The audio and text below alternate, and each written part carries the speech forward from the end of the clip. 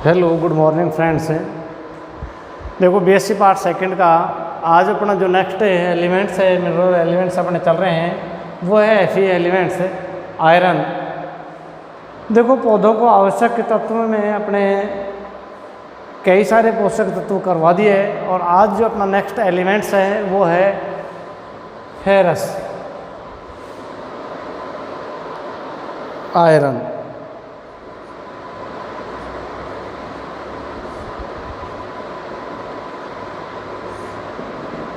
देखो आयरन मृदा में प्रचुर मात्रा में पाए जाने वाला तत्व है कि ये मृदा में प्रचुर मात्रा में पाया जाता है। मृदा में प्रचुर मात्रा में पाया जाता है परंतु पौधों को इसकी आवश्यकता नहीं होती है। मृदा में अधिक आवश्यकता नहीं होती है। मृदा में यह फेरिक ऑक्साइड अयस्क के रूप में पाया जाता है, ऑक्साइड के रूप में पाया जाता है। किसके रूप में पाया जाता है मृदा में? ये oxide Fe2O3 ferric oxide, ferrous oxide के रूप में ये मृदा में पाया जाता है। इसके कारण जो मृदा है लाल भूरी दिखाई देने लगती है, लाल भूरी दिखाई देने लगती है। अब मृदा में यह अम्लीय मृदा में आसानी से पादपों को उपलब्ध हो जाती है। अम्लीय जो मृदा होती है, अम्लीय मृदा में यह पादपों को आसानी से उपलब्ध हो जाता है परंतु पादपों द्वारा ये फेरिक आयन द्वारा अवशोषण होता है। Fe+3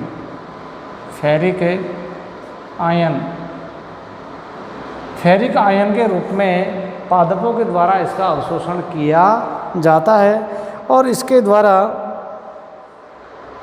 कई कार्य पादपों में किए जाते हैं और उनके बारे में अपन विस्तार से देखते हैं कि पादपों में लोहा तत्व जो है किस प्रकार से क्या तो कार्य करता है और यदि उसकी न्यूनता हो जाए, कमी हो जाए तो पादपों में क्या उसके लक्षण प्रकट होते हैं। तो इसको देखो, मृदा में यह प्रचुर मात्रा में पाया जाता है। मृदा में यह प्रचुर मात्रा में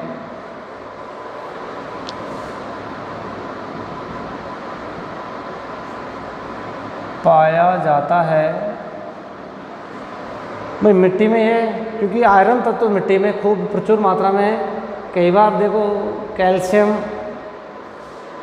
और आयरन तत्व ये मृदा में खूब प्रचुर मात्रा में होते हैं और पौधों को इसकी अधिक आवश्यकता नहीं होती, जबकि पौधों को इसकी अधिक आवश्यकता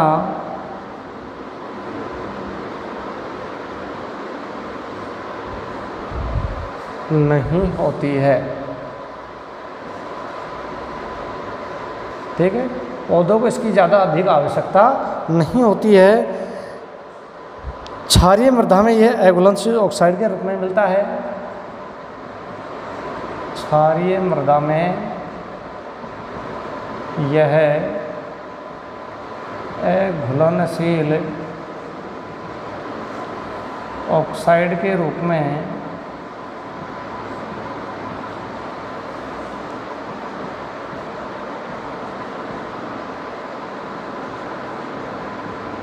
मिलता है।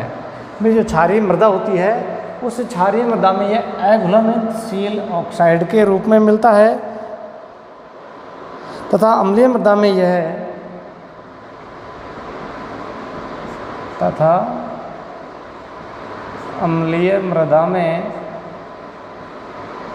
यह आसानी से पादपों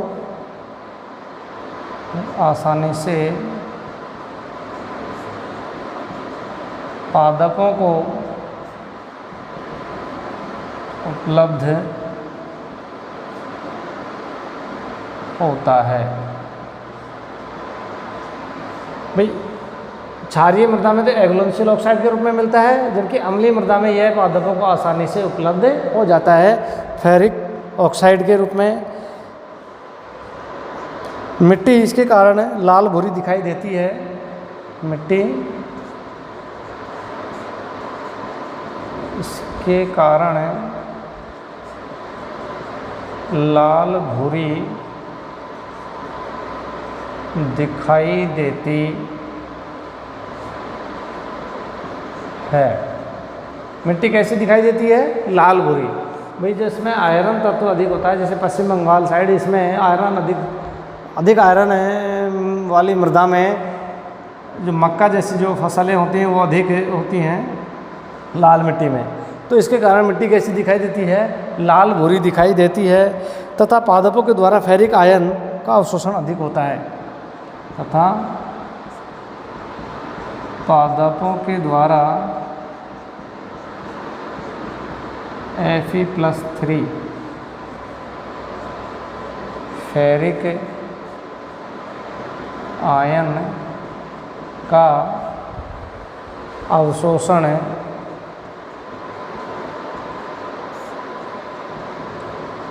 अधिक होता है। फेरिक आयन का अवशोषण जो पादपों के द्वारा अधिक किया जाता है, हालांकि पादपों में Fe2+ अवस्था उपापचयी रूप से अधिक सक्रिय होती है। तो इस प्रकार से आयरन तत्व के बारे में ये तो इसका सामान्य इंट्रोडक्शन है, परिचय है कि मृदा में ये प्रचुर मात्रा में पाया जाने वाला तत्व है, पोषक तत्व है। आयरन जो है पौधों में इसकी अधिक आवश्यकता नहीं होती है, परंतु फिर भी क्षारीय मृदा में एगुलेंशियल ऑक्साइड के रूप में मिलता है तथा अम्लीय मृदा में आसानी से पादपों को उपलब्ध हो जाता है। घुलनशील ऑक्साइड के रूप में होता है, इसलिए पादपों को आसानी से मिल जाता है। और मिट्टी इसके कारण कैसी दिखाई देती है? लाल भूरी। जिस मृदा में आयरन तत्व की अधिकता होती है वो मिट्टी लाल भूरी दिखाई देती है। ये पादपों के द्वारा फेरिक आयन Fe+3 का अवशोषण अधिक होता है। वैसे पादपों में Fe2+ आयन भी उपापचय अवस्था में अधिक सक्रिय, उपापचय जो अवस्थाएं होती हैं, मेटाबॉलिज्म रिएक्शन होती हैं, उनमें Fe2+ अधिक सक्रिय होता है। अब देखो इसमें अपन देखते हैं इसकी न्यूनता के लक्षण, इसके पहले कार्य देख लेते हैं। यदि आयरन तत्व के द्वारा पादपों में कौन से कार्य किए जाते हैं?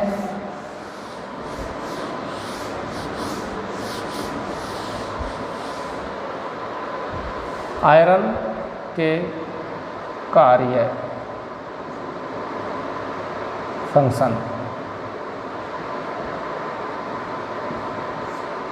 फंक्शन ऑफ Fe में ये आयरन तत्व के द्वारा पौधों में कौन कौन से कार्य किए जाएं और यदि इसमें कमी हो जाए पादपों में तो क्या प्रभाव पड़ेगा, उसको अपन देखते हैं। यह मुख्यतः इलेक्ट्रॉन अभिगमन तंत्र, यह मुख्यतः इलेक्ट्रॉन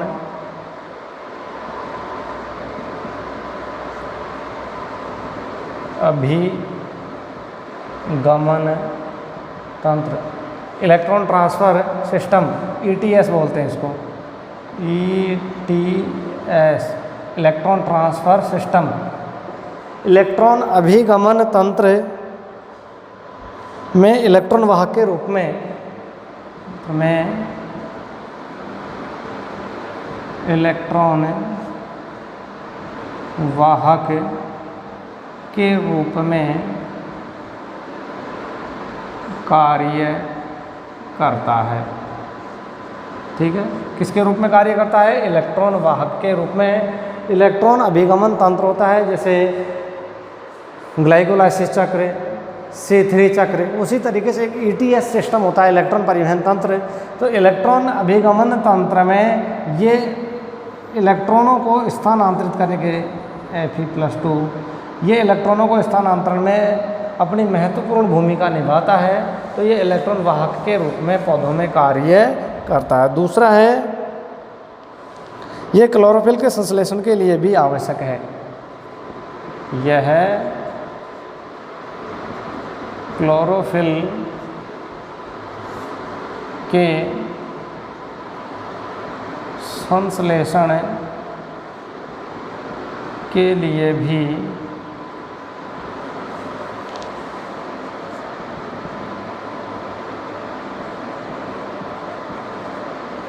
आवश्यक है।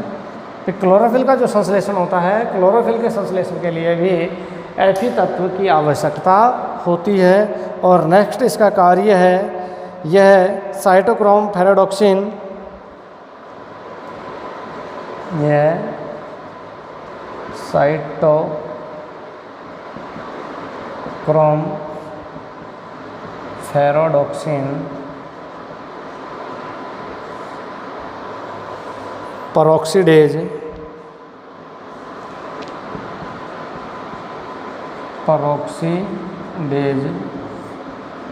आदि ETC का मुख्य घटक है। ये कुछ एंजाइम है, साइटोक्रोम B3 फेराडॉक्सिन, ये किस में काम आते हैं? साइटोक्रोम और फेराडॉक्सिन ये अपने चक्रीय फास्फोरिलीकरण और अचक्रीय फास्फोरिलीकरण में ये स्टेप आते हैं। Cytochrome B, cytochrome C, ferredoxin, plastoquinone, ये कई सारे स्टेप जो उसमें इलेक्ट्रॉन परिवहन तंत्र के रूप में काम आते हैं, तो वहाँ पर ये साइटोक्रोम और फेराडॉक्सिन का मुख्य घटक होता है, आयरन तत्व होता है। नेक्स्ट इसका जो मुख्य कार्य है, ये नाइट्रेट रिडक्टेज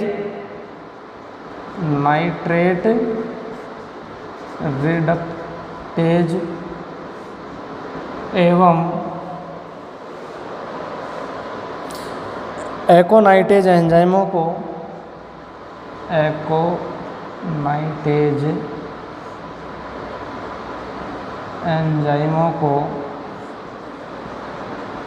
सक्रिय करता है।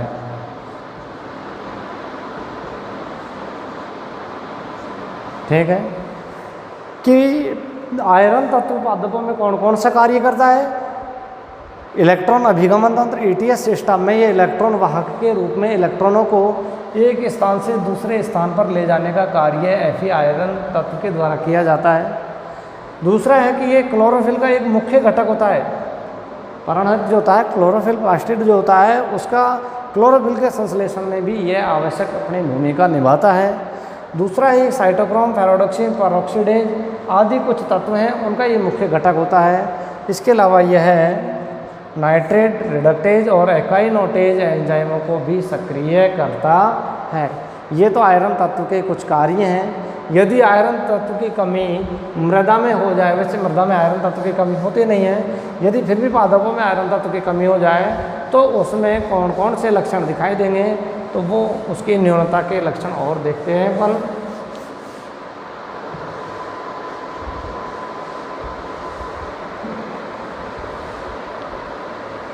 न्यूनता के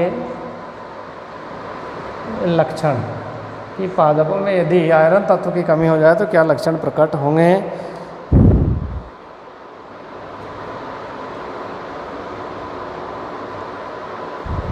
तरुण पत्तियों में हरिमहीनता उत्पन्न हो जाती है।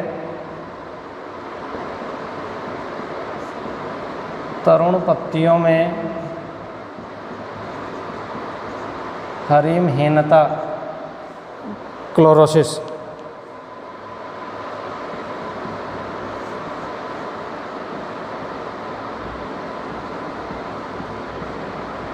उत्पन्न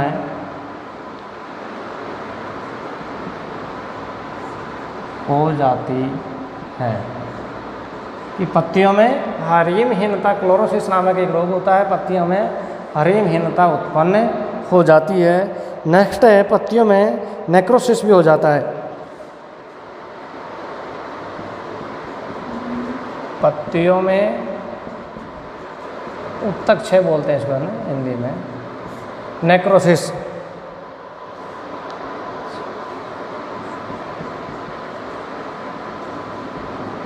नेक्रोसिस भी हो जाता है कि पत्तियों में नेक्रोसिस उत्तक क्षय रोग है, वो भी हो जाता है। तीसरा है श्वसन की दर कम हो जाती है।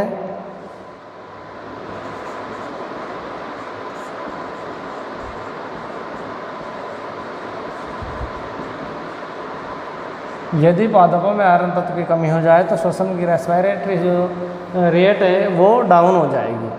चौथा है अत्यधिक कमी होने पर पत्तियों के किनारे झुलस जाते हैं। अत्यधिक है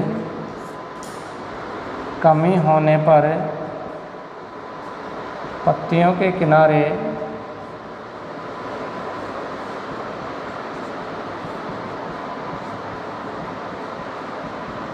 झुलस जाते हैं। कि यदि पादपों में आयरन तत्व की अत्यधिक कमी हो जाएंगी तो पत्तियों के जो किनारे हैं वो झुलसने लग जाएंगे। नेक्स्ट है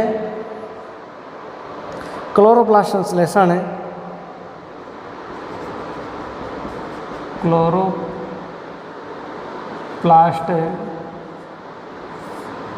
संश्लेषण संदमित स्लो इनहेबिटेट संदमित हो जाता है। ये इस प्रकार से आयरन तत्व की न्यूनता के कुछ लक्षण हैं जो पादपों में प्रकट होते हैं कि तरुण जो पत्तियां होती हैं, कोमल जो पत्तियां होती हैं, छोटी जो पत्तियां होती हैं, उन पत्तियों में क्लोरोसिस हरिमहीनता उत्पन्न हो जाती है। दूसरा है पत्तियों में उत्तकक्षय नेक्रोसिस, पत्तियों के जो सिरा होती है उसके पास से ये उत्तकक्षय रोग प्रारंभ हो जाता है। श्वसन की दर, रेस्पिरेटरी जो सिस्टम जो रेट होती है, रेस्पिरेशन रेट, श्वसन की दर है वो कम हो जाएगी। अत्यधिक कमी होने पर पत्तियों के किनारे झुलस जाते हैं, जैसे जो पत्तियां होती हैं उन पत्तियों के किनारे झुलसना प्रारंभ हो जाते हैं। नेक्स्ट है क्लोरोप्लास्ट का जो संश्लेषण होता है, क्योंकि आयरन तत्व का अपन जो कार्य में पढ़ा था कि क्लोरोप्लास्ट संश्लेषण में अपनी भूमिका निभाता है। यदि आयरन तत्व की कमी हो जाती है तो क्लोरोप्लास्ट संश्लेषण भी कम हो जाता है, संदमित हो जाता है। ये पादपों में अपन आज आयरन तत्व की न्यूनता के लक्षण, आयरन तत्व के बारे में पढ़ा। नेक्स्ट है वो है बोरॉन तत्व। बोरॉन तत्व समुद्री अवसाद और शिलाखंडों में पाया जाता है। इसके बारे में अपन नेक्स्ट जो क्लास होगी अपनी अगली कल, उस वीडियो में अपन बोरॉन तत्व की लक्षण, न्यूनता के लक्षण, उसके कार्य और उसके बारे में जनरल इंट्रोडक्शन के बारे में बात करेंगे। आज बस इस वीडियो में बस इतना ही, आगे फिर नेक्स्ट देखेंगे।